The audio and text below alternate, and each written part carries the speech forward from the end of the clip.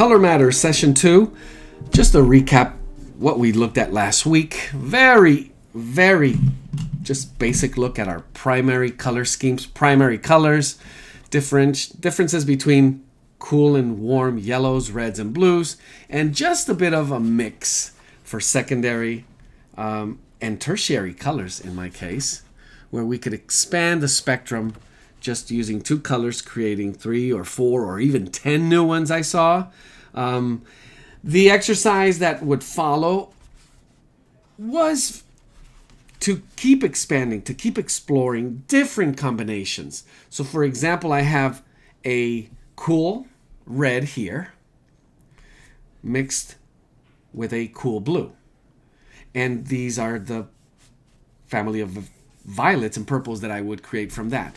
But what would happen if I were to switch, say, this blue, keep the cool red, and switch this blue for a warm blue? Do I get any difference in my mixing? And for you to discover this, especially as you're getting more and more familiar with the specific triad or 3 colors that you're going to be using as your primaries, it's really the key. And it is, as I said a lot last week, really becoming that mad scientist in the lab, mixing and playing and kind of discovering what the ratios are and your own strategy, your own system to mix your palette, to set up your colors, and to bring it onto the, in this case, canvas. So what are we going to look at today? And I want to get right into it. We're going to have a lot of mixing. Once again, we are going to continue the grid system. As I said, you don't have to follow exactly as I did. I would love to see the break, meaning, let me show you something else I did separately. So for example, I'm mixing here just 1 color. And I'm mixing it with white, with grays, with blacks. But you notice how I could see that this one is lighter than this one. And that this one, this one lighter and this one darker. But this one is darker than this one and lighter than this one. And on and so forth. I want to make it obvious in areas where you're getting a little too close. What I would want you to do, this exercise is really one of the best ways for you to get comfortable and begin to see how controlled you are, not just with your brush skills, because I said you can also use masking tape to make it faster, but it's mostly on how you're mixing, seeing it, and then bringing it onto the page. So what I want you to do is, I want you to create a grid, and I'm just going to go ahead and use a pencil.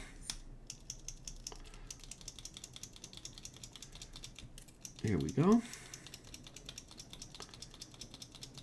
Okay. I guess not this one. Here we are. And what I want you to do is, whether you're working on a 9x12, 11x14, your canvas, like in this one here, we want to, one of those sides, and I'm going to make it my wide side, I guess, this way, is going to be using the inch ruler.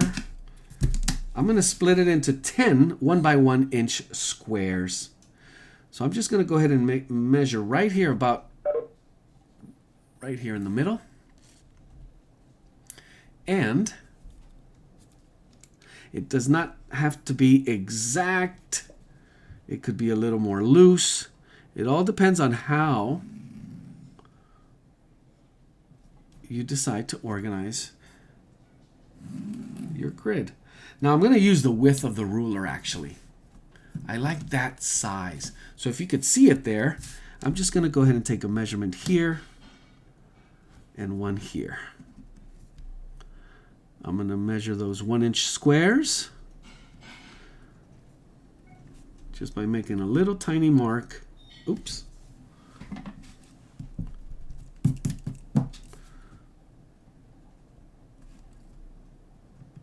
And on this sheet, what I want to do is, let's see if I can measure from here to here. So that's 2 inches and 2 inches.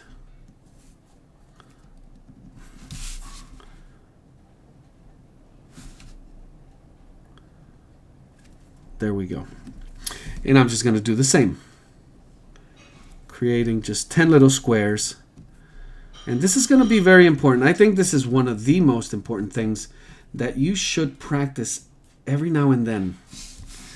When you're thinking, oh yeah, I got it. One of the best practices you could go and revisit would be these simple experimenting, basic exercises to maybe rediscover, because sometimes we forget about them, but to rediscover or maybe find a new formula or color schemes. But this specific exercise we're going to do today, I think you'll find it is foundational. It absolutely matters for not just painting, but drawing and anything else you do. And what that is, and what I'm going to do is I'm going to keep creating a couple more, but I'm just going to go one. Should I do it now? And at least we're going to try to get through at least 3 of these, if not more. And as I said, if I'm working a little too slow, you can get ahead of me. So I'm going to point you in the direction that we're going to be working today, and you could go on your own at your own pace. So yes, I'm going to do 1, 2, 3, in case we get to 4 different ones here. There we are. And from here, I'm going to do, that should do it. And it's the same, the width of my ruler, just to make it easy. Kind of convenient.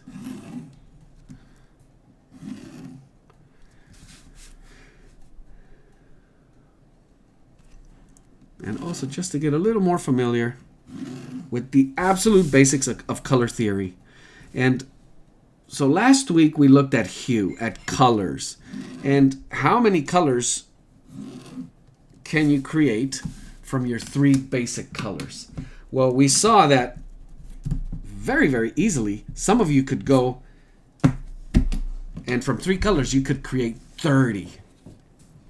That was 10 spectrums of new yellow oranges and red oranges, or greens and violets, and you could keep pushing that even further. Well, some of us say, well, that's not a new color. When you use that skill and you push it, you realize that it is that easy. Only 3 colors will give you an infinity. We're going to expand that today by looking at black and white.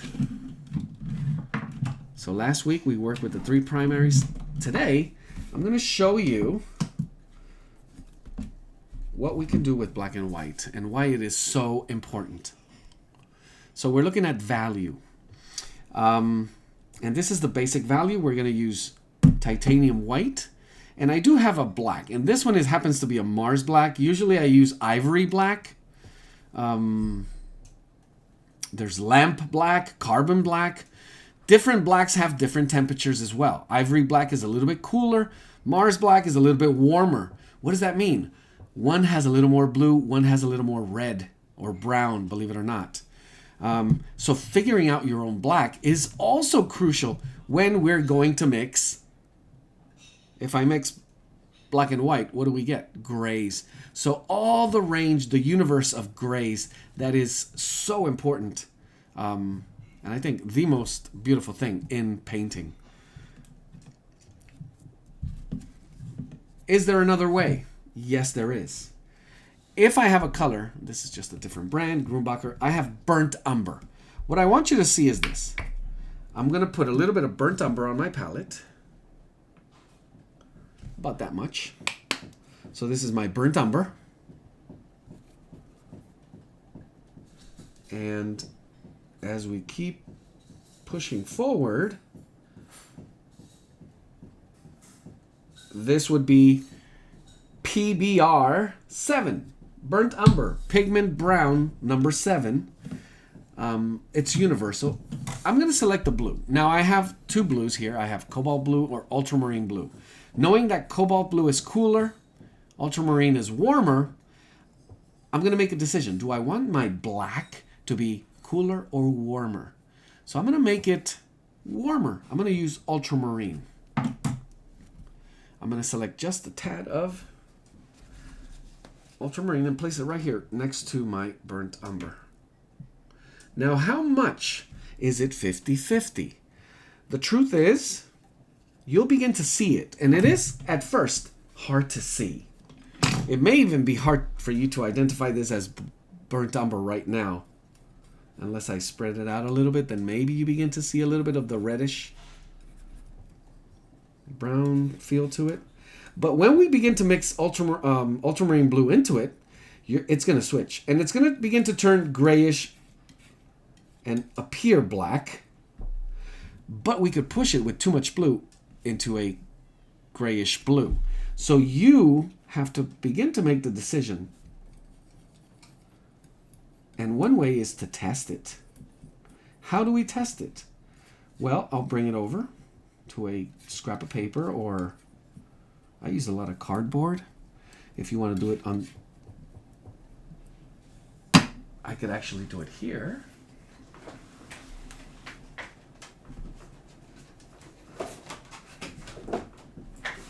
Where we stopped last week. And so this is, it's hard for me to say. It was maybe a 60-40 or 70-30 burnt umber ultramarine. And what happens is when I bring it over, you actually see that as black. Only way to really, really know is I'm going to just put a little bit of white right here on my palette. And I'm going to just drag a tiny little bit of it. Just a touch. And you begin to see that, oh wow, look at that. It's a perfect, it's not extremely warm, meaning there's a lot of blue. So I could have kept it a little warmer with a little more burnt umber, and I thought I did. But this immediately gets to a, I would call this just that medium value gray right there. So there we have it. That was a mixture of burnt umber with ultramarine blue, creating a new, call it the Luis black, because you can begin to mix your blacks to create these different types of grays. Let me go ahead and add a little more blue. I'm going to add all of this blue, actually, right here to this end part. And when I mix it, I'm going to actually see it getting a little too bluish. Now it's pushing a little towards that bluish gray. You actually feel that temperature. Oh yeah, it's really cool. And I'm just going to bring it over with same mixture of white that's left over on my brush. But watch what happens. Compare this gray. Let me put in a little more white. Compare this first gray to this second gray. Notice what you can do with grays. Do you see how this is maybe more metallic? More, it is just colder, cooler. This one feels more organic, more foresty in a way. And that is why we would do that. So you have your choice of mixing your own black today, or just using one from the tube. And what are we going to do with that? So I like this gray a lot. So I'm going to use this, and hopefully I made enough. That would be the other key. Make sure you mixed enough. And what we're going to do is we're going to create a value scale. Now, if you're not familiar with the value scale, this is the gray scale or value finder set up for you to measure against the things you're working with. We have value 1, which is pure black.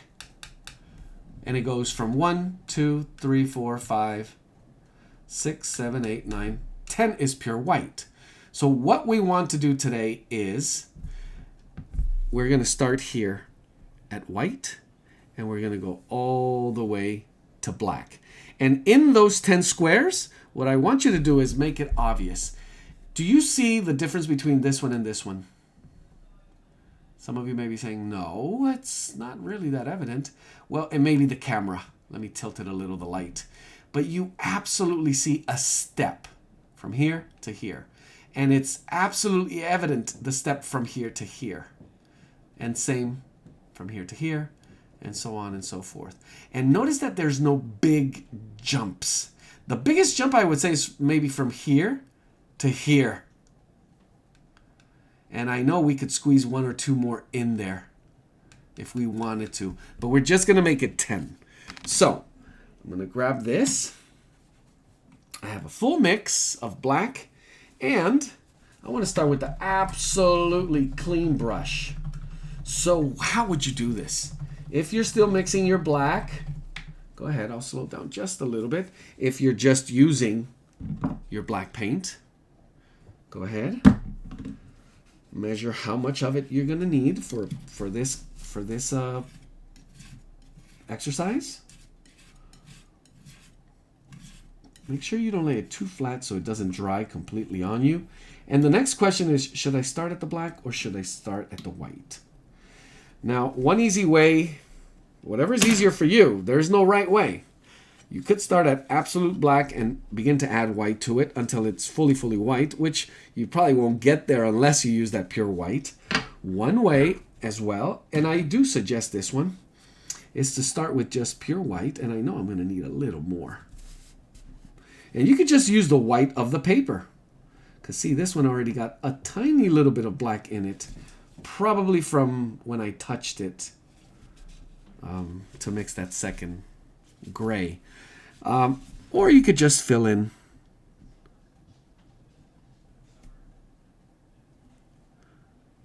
with a little tint of, and it's a minimal tint. Now today I am using a flat brush. This one is a number 2. And there we have it. And you can actually see the white, different from the paper, that little gloss, shininess to it. And one easy way would be to begin to add just a touch of black. But how am I going to know if I don't go too black too fast? Well, I'm going to clean up my brush again.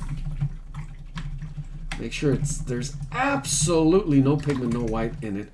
Or use another brush, a second brush that you would use for darker colors. That is a system that a lot of painters use. They have one brush for yellow, white, and lighter colors, and that same exact size of brush for darker colors. So you don't have to stop and clean every, as you begin, or in between painting a color. You could just pick up the darker brush and go right at it. And it'll be easier to clean when you have a pigment that does not stain as much as the other. So if it's something that makes sense, I would highly recommend it.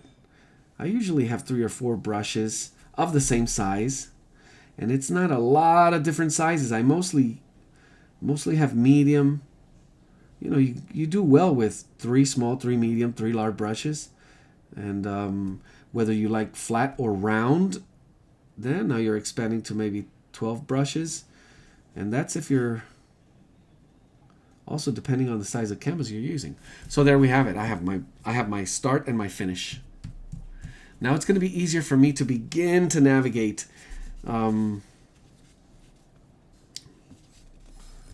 Just wipe this down again.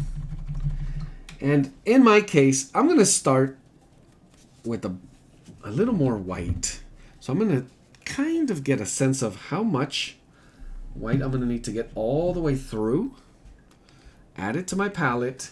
And little by little, I'm going to begin pulling what I think I need and just touching it with a tiny little bit of black.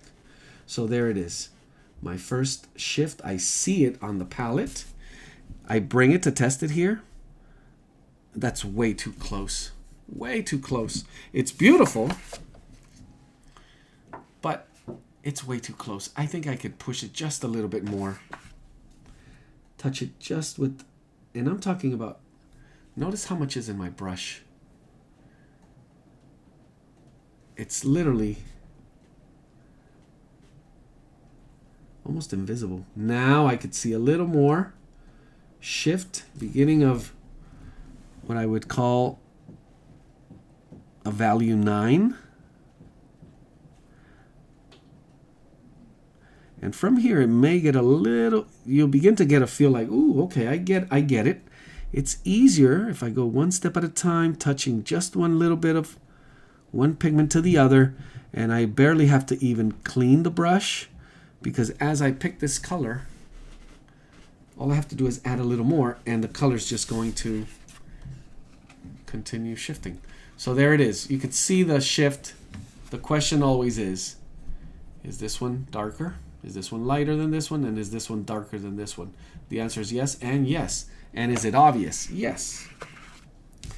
Touch one more corner. And here's where you begin to just be careful and really think about what you're doing. There's a lot of intuition and room for error is really getting a sense of where you're going. Because we could stay really, really light, and all of a sudden you're going to have to make a big, huge jump right here at the end. So one great way to do this is to actually check it against one of these value finders. If you have one. If you don't have one, I suggest you get one. It's a $2, $3 thing. And you could actually test it as you paint it on right there. And when you don't see it too bright or too dark, that means it's in that range. And there we have it. There's my value number 8. Now you need to touch it with a little tiny bit of water. I'll do that. And there's always room for correcting if you feel you went too far. Just bringing it down a little bit more. But what I don't want you to do is lose your feel for that new color you're trying to mix. So having a really good sense of value as the most important thing. It's one of the things that's least studied, and it's probably the most important. I would say makes the biggest difference when you see a person that knows their values, or at least is attempting to understand the values of a color. And we'll get more into that as we move forward in this class. But it's overlooked. And it's what makes or breaks a painting. That's simple. One of the biggest art fundamentals that you have to really study. And no one can tell you. There are rules for it. But it is you who needs to understand how you get yourself there. What is it that I need to see? Here on my palette, the way I'm grabbing the paint, the way I test it, when I see it next to the color it's supposed to, and can I actually see the difference without having to push it so far I make that jump. And am I using the paint the way I'm supposed to? Meaning, am I having to grab way more white and then go all the way back to black and then push it back again with more white? What step is missing? I think there we have it. And you begin to see, oh, how easy it is to pace yourself and begin to know the material.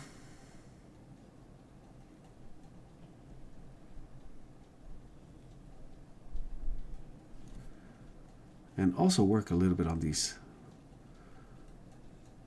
brushing skills there. All right.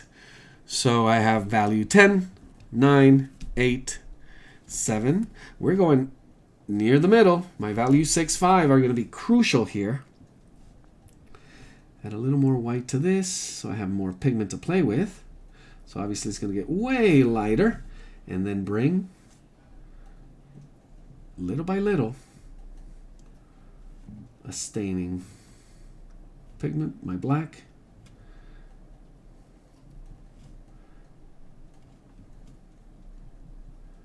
Knowing that mixing the entire puddle that I have here, so there's no, so it's uniform, so it's consistent. And there I begin to see I'm very near my previous color, so we begin to push it slower, just a little bit. And how much in my ratio is going to be needed before I jump too far. Now, the more material you're working with, the more you need to understand ratios. I kind of compare it to cooking for 2 or cooking for 20. It's not that easy when, you need practice to cook for 20. So here, with the more paint you set up to mix, the more you really need to understand the ratio. So the larger you paint, the more experience you're going to get with mixing those big combinations and quantities. Here we're a little smaller, and this is more of the usual painting you will see, this kind of quantity. But it wouldn't hurt to go with a larger exercise where you have to maybe use more paint as you mix and do these steps to see how you would do with that. Jumping again up the scale, pushing it a little bit further, not going too fast, but just a little faster so we could get through the rest of our exercises.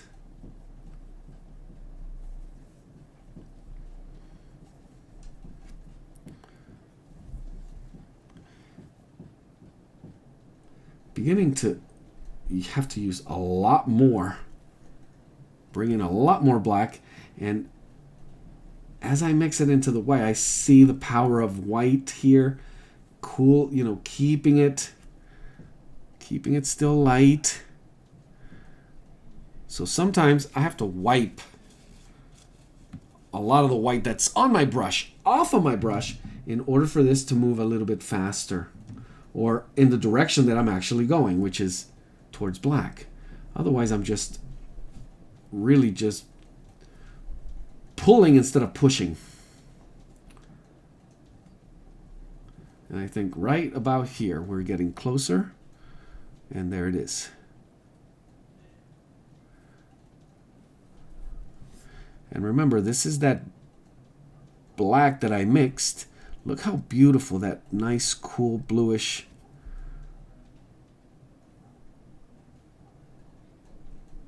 color bias that it has to it.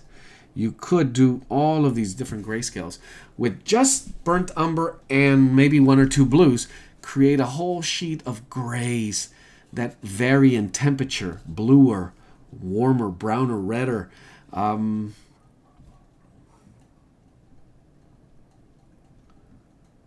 see what kind of things you can discover there. Now we're really diving into the shadows. Once we go past 5 and 6, I'm sorry, from 6 to 5, we're really past the midtones. Now we're in the shadows. So shadows, even though these are going to be lighter, are really, really where most of those secrets of painting are revealed by the masters mostly. The way they handle the light in the shadows and the way they handle shadows within the shadows. That subtle variation of color.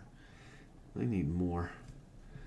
And I may have jumped a little too fast here, saying what's coming next.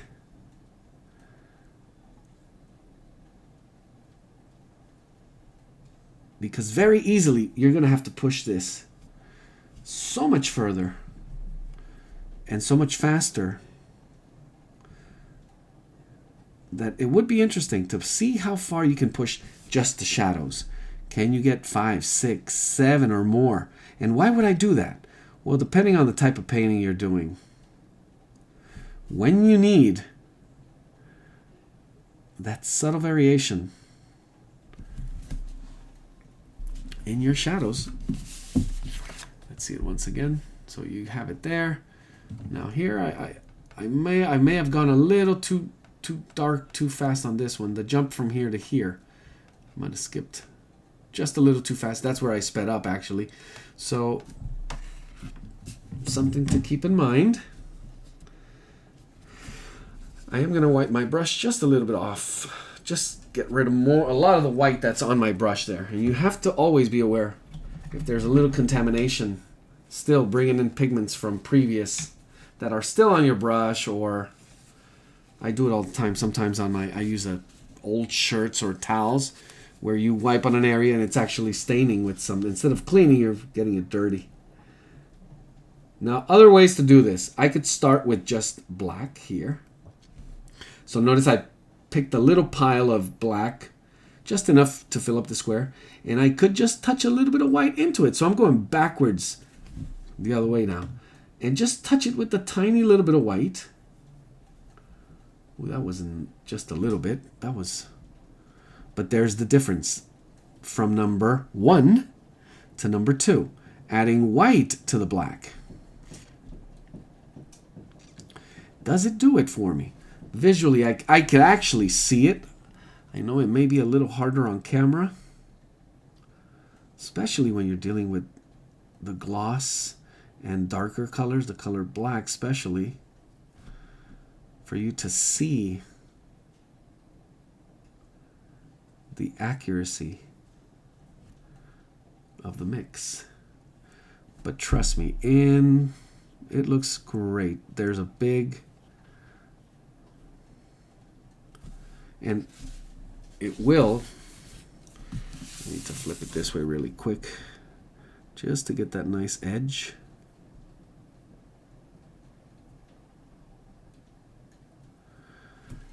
And there we have it. And to finish up the last one, I could grab just a little more of that black here and touch it up with tiny last little bit of white. Not too much. Otherwise, I would have to go back and mix more black. And oh boy, did I overdo it. Adding a little bit of water. And look at that precision. Completely ran out of paint on that last square. Too close for comfort. You want to make sure you always have. Otherwise, yeah, I would have to go back and remix. More black.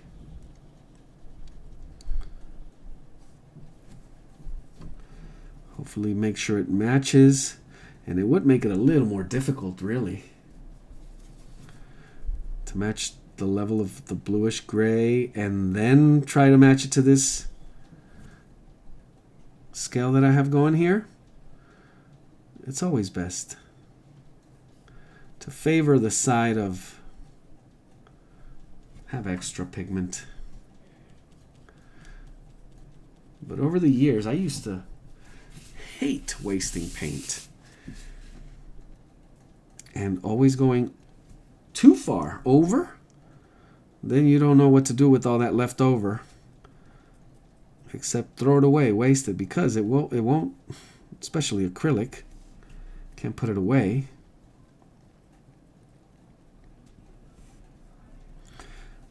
So another very important skill, how to measure your paint in the beginning for the amount of painting you're about to do.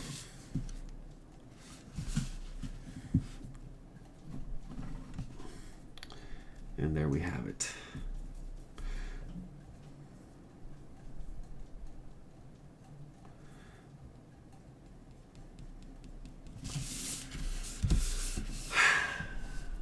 Ta-da!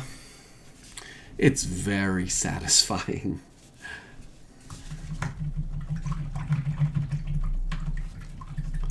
So I have my value scale, and here I think this little nugget of information that I'm about to give you, if you don't know this by now, if you've never seen or thought about this before, I think this is going to be one of those oh wow moments that hopefully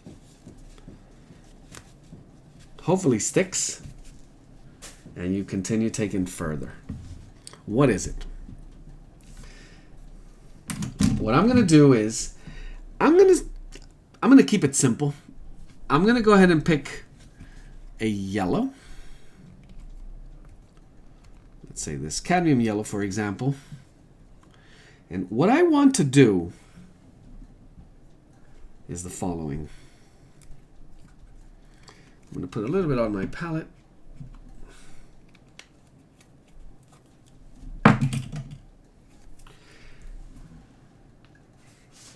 I'm going to grab this became my test sheet now. What I want to do is I'm going to grab a little bit of this yellow with a clean brush, and I'm going to put it right here at the corner.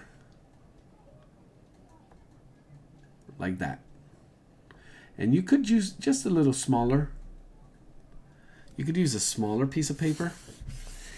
And what I want to do is this. I want to look at the value of this color. So, do you think this color falls under here? Or is it more somewhere over here? What I'm talking about is the value of the color. So I would actually place it right between here and here. That's how light this color is in terms of its own value. So the value of a color in relationship to the value scale of lights and shadows, every color has a place on the value scale. Let me prove something else. I'm going to grab ultramarine blue. Just a little dab.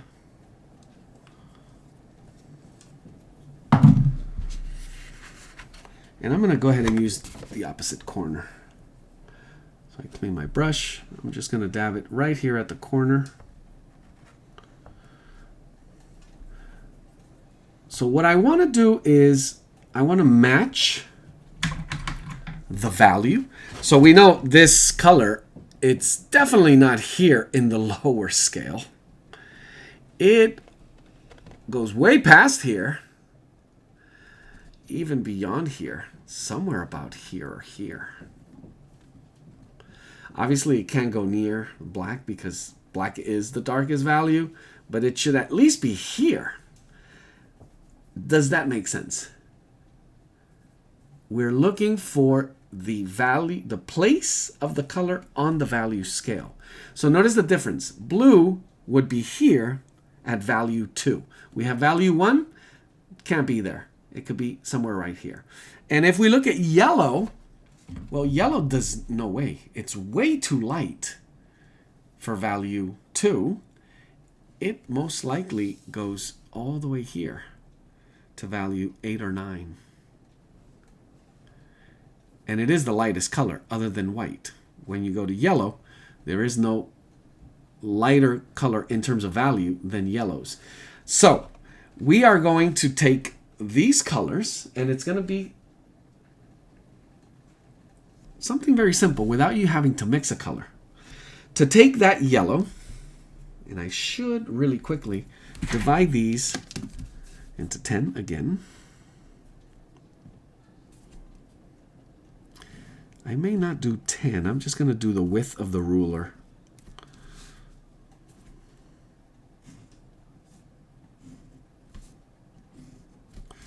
And do it from this side as well.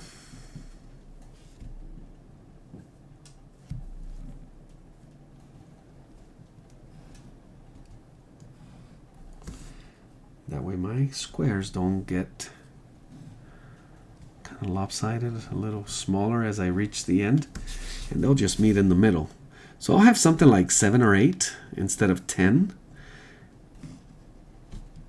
And I think this pretty much, besides value scale and understanding values, lights and shadows, what we're about to do is pretty much the secret to all painting.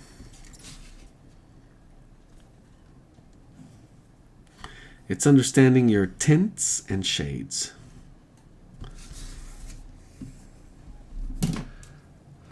So what is a tint? A tint is when you take a color and you add white to it. And a shade is when you add black to it. So that's what we're going to do next. I am going to begin, kind of should clean up my palette a little. But we will start with yellow. And I have this yellow here already on my palette. We said it's somewhere between 1 and 2. So I'm just going to go ahead and take it here. And in terms of value, I believe it matches.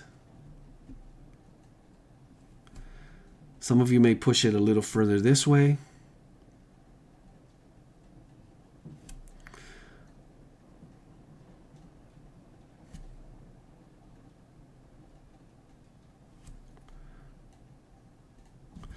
And I'm going to place it there. And I'm looking kind of relative to where it's placed. And by using ultramarine blue, which would be right over here,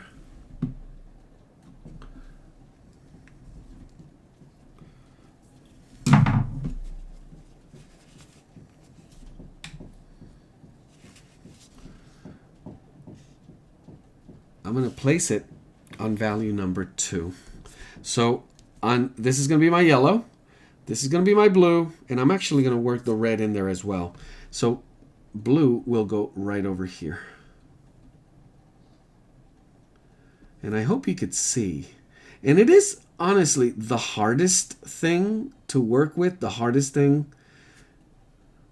to work into your paintings. It is the hardest thing to see. And we all know, like, for some people, piano just, they see a piano and they can start playing. Some people just, there's no way, you can't do it. With the reading of values into the color, so your color, understanding value when you're looking at color, is something you really have to study. Because once we begin to work with color, there's so much information that for you to simplify that information, you really have to do a lot of study. You have to know how to get yourself there.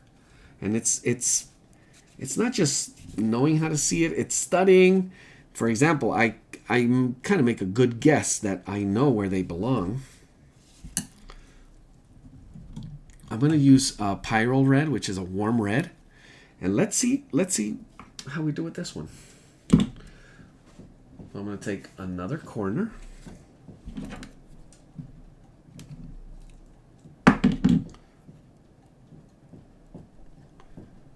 And as I said, sometimes it's not as evident. Don't feel that you actually have to get this.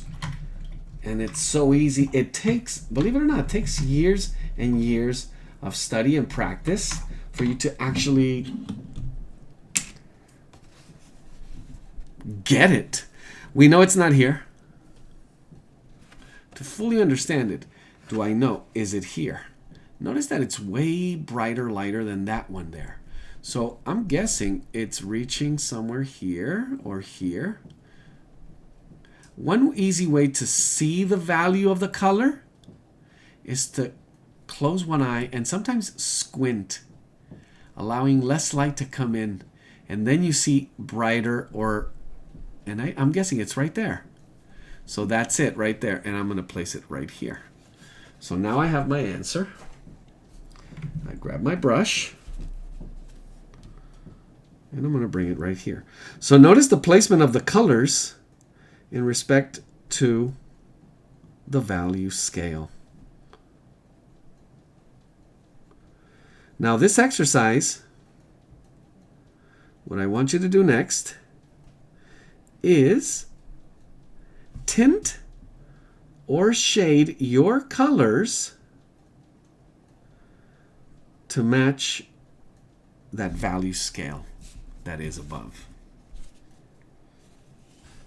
And a really, really great way to do this exercise would be to create a value scale with the color, each individual color right underneath. So for example, we lose a lot of, with the distance between this value scale and the red here, we kind of lose perception. But if it's right next to it, you would see it absolutely clear. So how do I do this? I'm going to start, since I have this red right here, this nice fresh color red here, I'm going to add a little more. Just a little bit. And I know I want to go all the way to white. So do I just make it fully white? We could do that. So all of these are going to be white, except that yellow. The yellow, I want to do something to it. But I'm just going to make this white. And how does red become white? That makes no sense. Actually, it makes perfect sense once we do this. I'm going to go ahead and just touch a tiny little bit of red into this white that's mixed on my brush right now. Grab a little more white just to fill up the square. And when you think of light, you think of, let's say, the sun.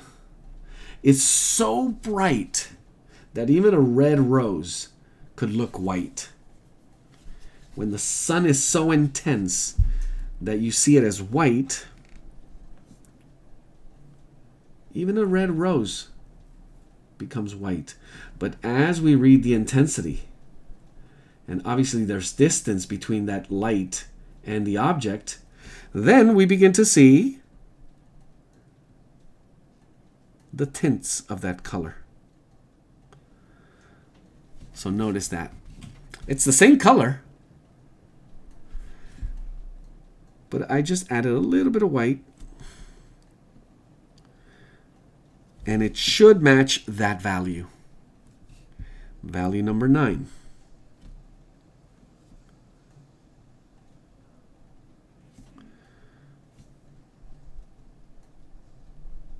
So now when I paint a rose, and I don't know why I'm thinking of a rose, just red rose, and I need the highlights or the areas where the light's more intense, I know I need a value 9. I know how to get there.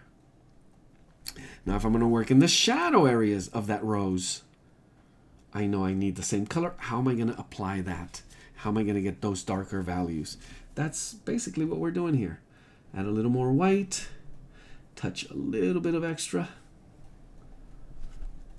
and just pump up the value a little, one tiny step at a time. So also knowing the intensity of the color in relationship to how much effect it has on with the tint, and how to get it to that right level of value. See, I went too far. Immediately saw that. Bring it a little more. And make it a nice subtle step.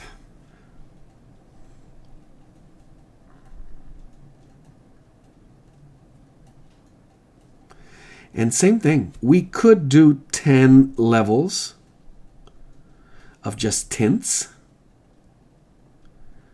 So this entire spectrum, this entire row could go from white to red.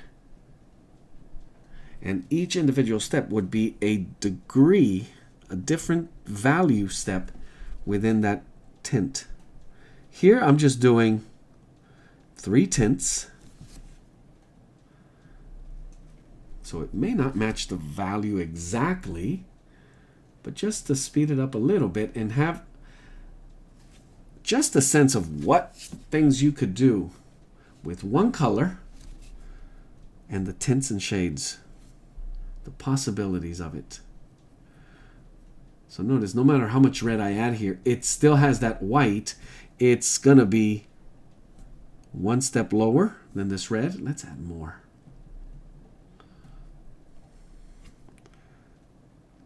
And there's a big jump between this one and this one here.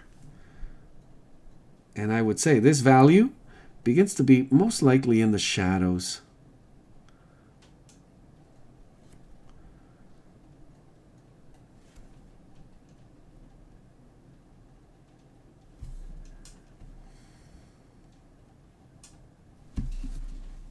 But look at that. So right here we have 4 quick, and again, this is white, but it could just have a tiny bit of red in it. Doesn't seem so obvious. I want to absolutely clean my brush of all traces of white. And I mean all of it. Because you do not want tint on the shade. I am going to just use Mars Black for this one. I'm not going to remix. I'm just going to use black. But obviously we have that option. Mix your black in order to get that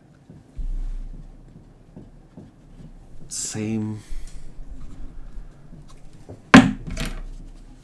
color, the same value. So immediately, as soon as I add just a touch of black, I want to make sure I puddle in case I need more red, just a little bit over here to the side, and just tap it with a tiny bit of black. I'm not sure what it's going to do to all of it, so immediately I see the change. And that was just a tiny little drop. And you could see the shift, hopefully. It was just, call it a grain of black that I added. The size of a grain of sugar. Barely tapped it. And look what it does to this. That shade of red there. So let's push it up one step, grabbing a little more. And the shades really go faster. But you'd be surprised the things you could do with the tint side. I've pushed myself to see how many tints I can create with one color. And I gotta tell you, I'm pretty sure I've gone up to like 20 or more. And it's just really developing that mixing skill where you can see the difference between one color and the next. Where it is absolutely obvious and evident. There's no doubt there's a shift. And how many levels can you push that? And do you need to? It just depends on how far you want to go. This is more than enough, believe me. If you're not doing this in a painting, you're losing effects, richness of color. And it becomes a little flatter. It becomes, unless that's what you're looking for. And then obviously here we're going to go to black. But I'm just going to add lots of black. So it still has a bit of that red bias to it. And obviously the value is going to be right there. Once we push it that far, let's bring a little more red just for fun. So we could still read it in there. And this is one of the most beautiful colors. The shade side of reds are unbelievable.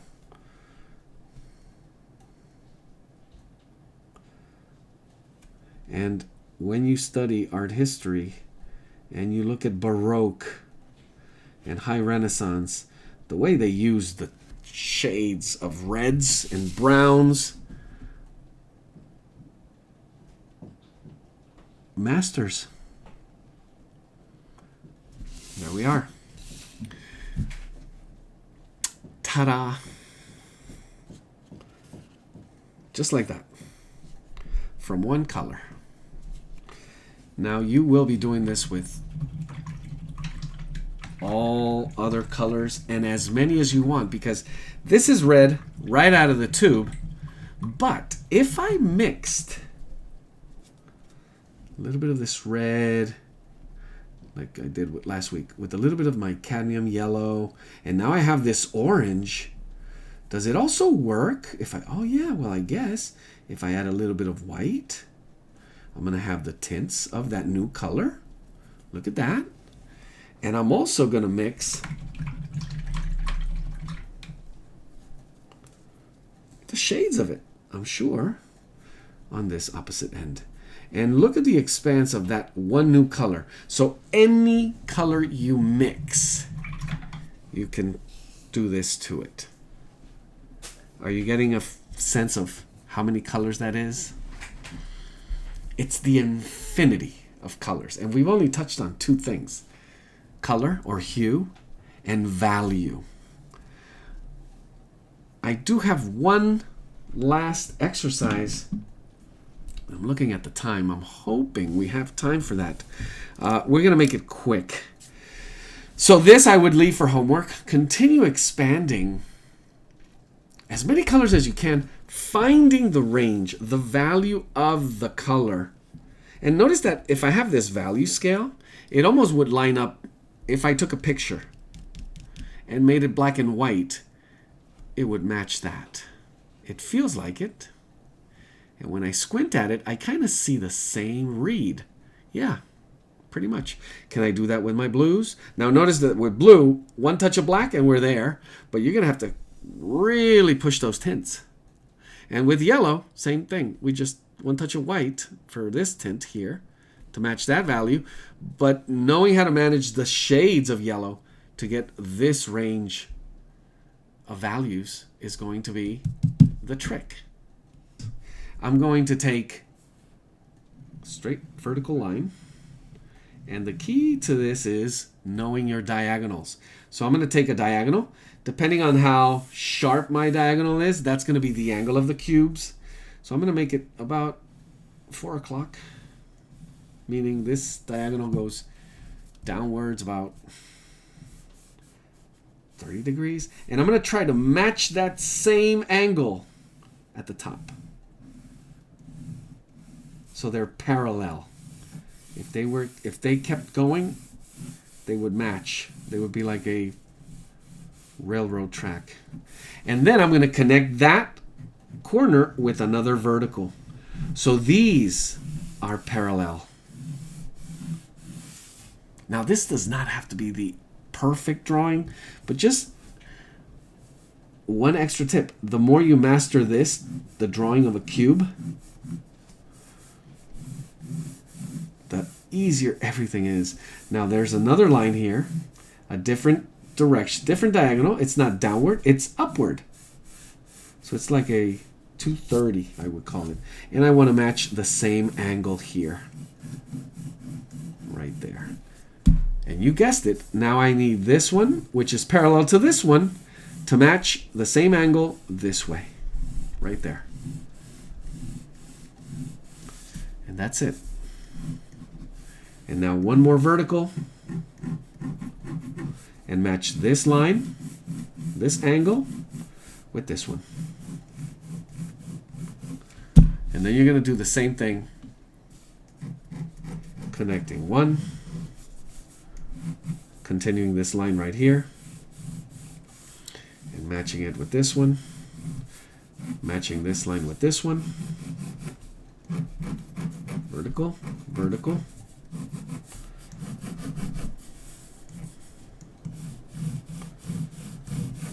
and create 3 cubes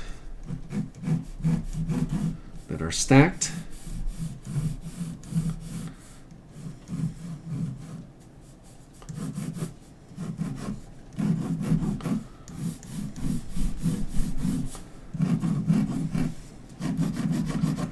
There we have it.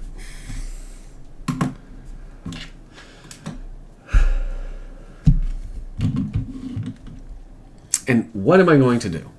Now, you could choose black and white as your color. Oops. So we can choose black and white, or we could choose a color. And what are we going to do? We're going to choose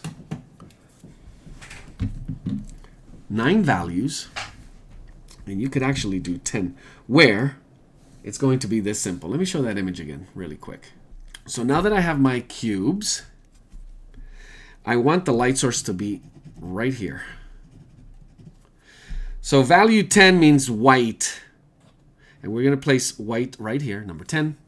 On the side here, number 9. And on the shadow area, 8. So it's 10, 9, 8. And then we're going to pretty much do the same. 7, 6, 5, 4, 3, 2. And if we wanted extra shadow here, we could do a shadow, cast shadow as number 1, which would be pure black. So what are we trying to do? Whether you choose black and white, so all grays, or a color, like we did, and I love what we did with that red, I would go ahead and, based on this, let's say I picked my color red.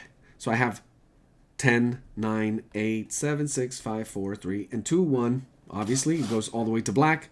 So if I were to start with red, I go from 1, 2, 3, 4, 5. So red would be right here on number 5.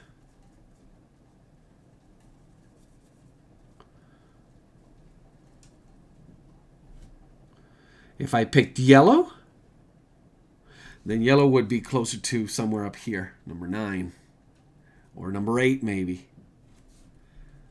And if I picked blue or any other color, finding the level or the value of that color and placing it in relationship to the value scale that we're playing with here. So we're doing this value study, and now we're using tints and shades to maybe begin to apply it to a painting exercise.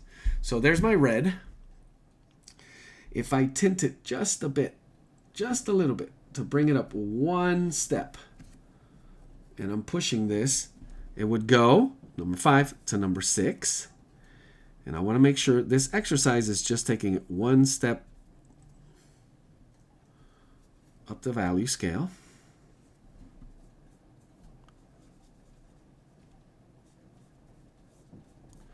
And you want to just make sure it's evident. So maybe a little tiny bit more white.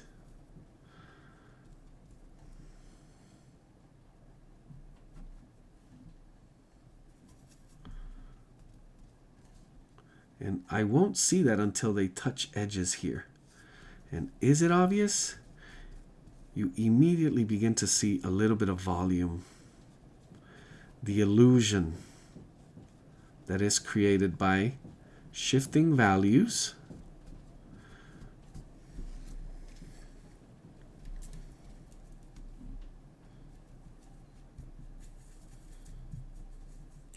Need to add more paint to my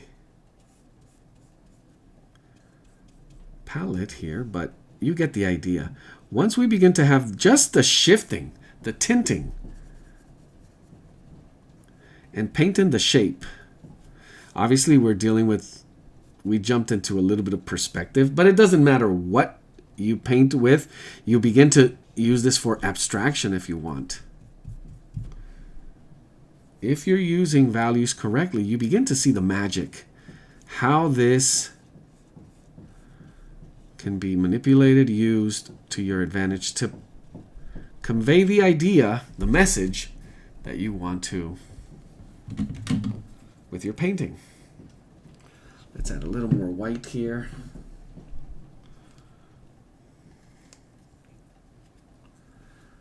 A little more red. And I do have some black. I cannot wait to get to that black shade area. I love that.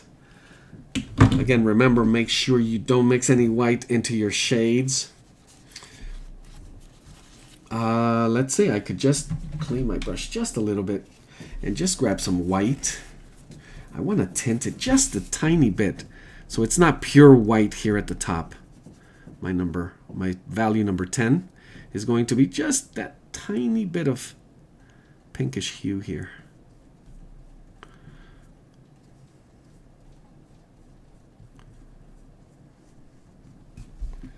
And I'm going to begin to add just a little bit of red to that.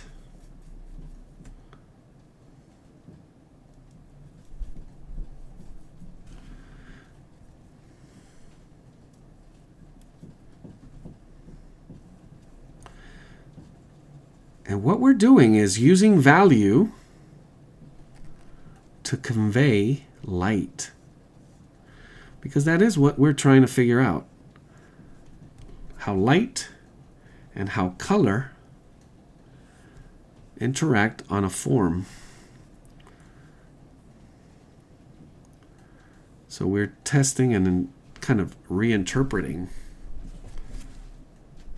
how that works. Notice how they begin to get a little close. So the shift is the skill. If you want this to really work, you need this and this to be different values, and you need this and this. Otherwise, it becomes absolutely flat. And the closer you are, the softer the jump, then the more realistic your painting is going to look. When you know how to use values absolutely masterfully, you will create the illusion where people will think it's a photograph. And it's only done that way, when you really match what light is doing to the form. Light and shadow. And obviously, wherever there's light, there's shadow. The more intense the light, the more intense the shadow. So I added a little bit of water. And I'm not too happy with the shift between these. The way that the technique was applied here. Let me brighten this up just a little bit. And now letting it mix on the canvas.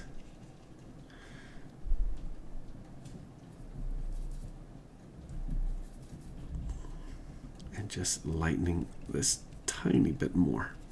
I want to make the shifts more dramatic.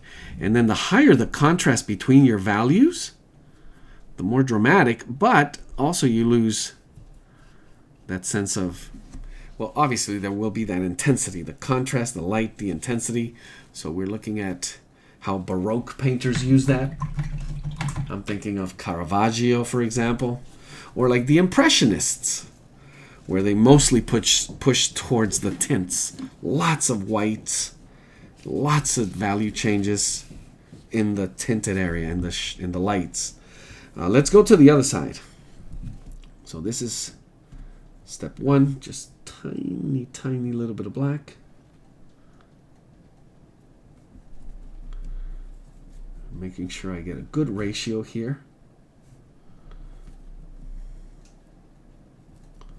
For my first one.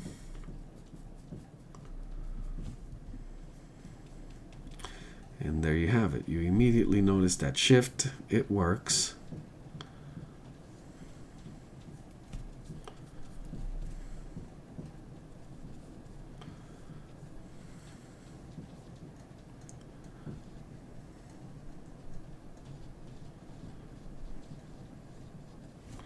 Add just a little more.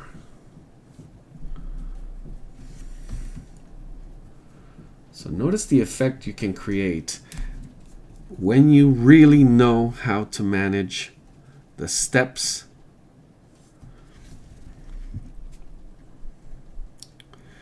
of value in an individual color.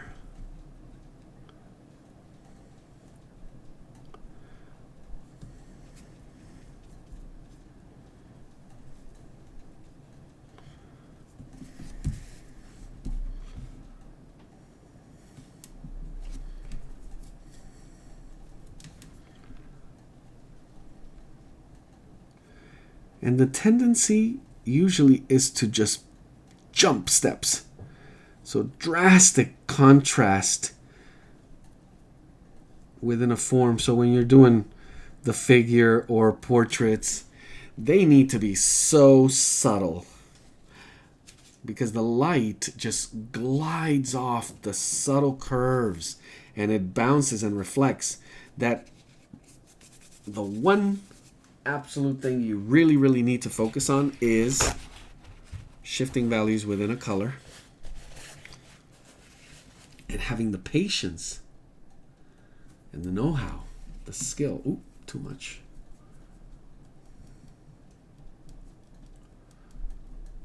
But how beautiful are these colors?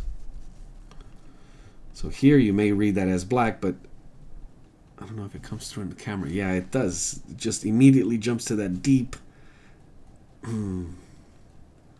shadow read of black.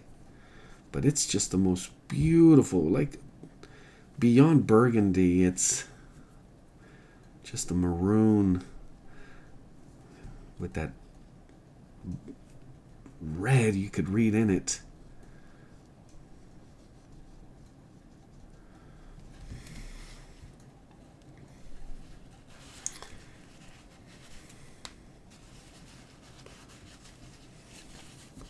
And just to use this black here.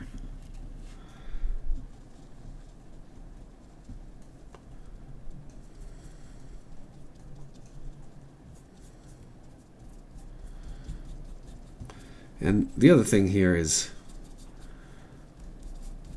obviously we have this just floating in space. One good way to deal with that would be, I'm going to take this leftover white, bring it over here, and just makes a nice gray. And I'm going to really water it down and kind of just finish up this paint just to give a little more, a better read, a better sense of space. And would I want to play with the values of this gray? Well, you would have to read what's going on within that space. And absolutely you could. Does the gray get darker down here? Does it get lighter up here?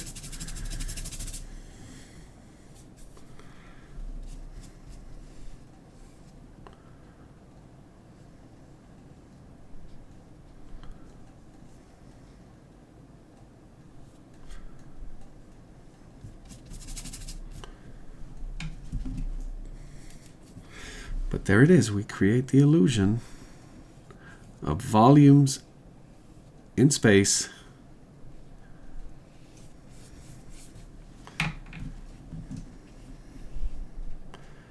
And how far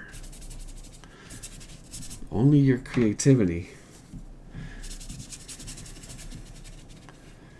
the level of creativity you put into this, how far dare I go with pushing values, playing with shapes, just like we did here, in a very simple exercise.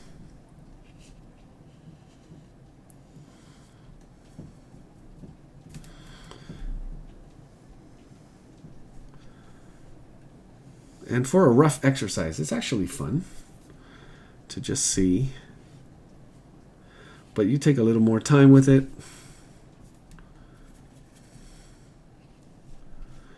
You begin to realize all the amazing, wonderful things you can do just with these painting fundamentals of color and value.